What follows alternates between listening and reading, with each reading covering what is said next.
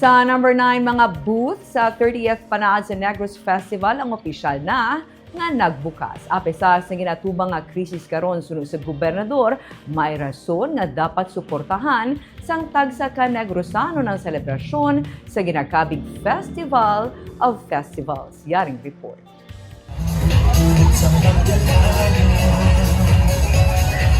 Sa opisyal nga pagsugod sa ika-30 na katuig karon nga pagsaulog sa Panaad sa Negros Festival, isa-isa nga ginbuksan ang booth sa Panaad Park sa pagpanguna ni Governor Eugenio Jose Lacson. Sa mga booth nga ginbuksan, natib-ong ang food security, lagip na ang teknolohiya. Mayara sang livestock and dairy fair nga pwede mabisita.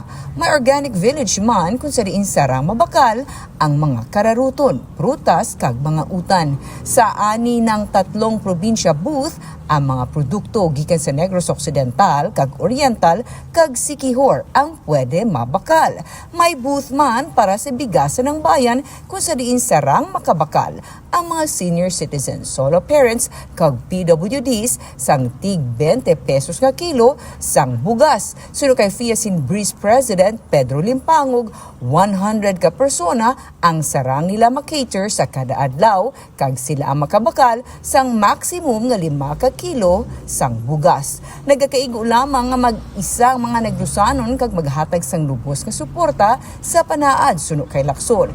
Bangod ang pagsaulog sini nga sandig sa isa ka saad o kompromisa. In spite of the crisis, I think there's every reason to come out and support Panaad because as the word Panaad is a promise, no?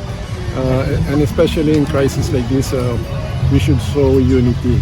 So I hope how to show unity is by coming out here and celebrate our 30th Panaad Festival.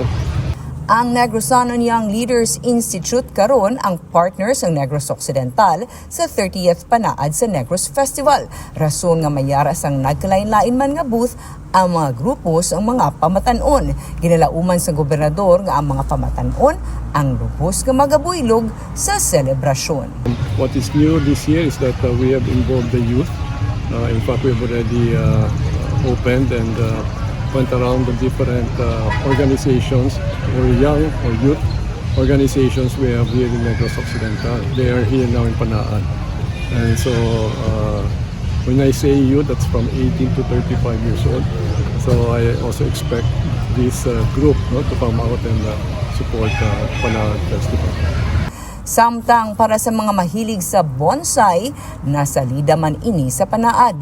Sa mga mahilig sa furniture and fixture, madamo man sang pwede nga mapilian. Sa garden show, mga ornamental plants ang nakahilera, kasubong man mga herbs. Ginbuksan man kay inang trade fair. Samtang tagsa ka LGU, nga sarang mabisita, ang may kaugalingon man nga mga produkto, kag pagtibong sang kinaadman, kag kultura.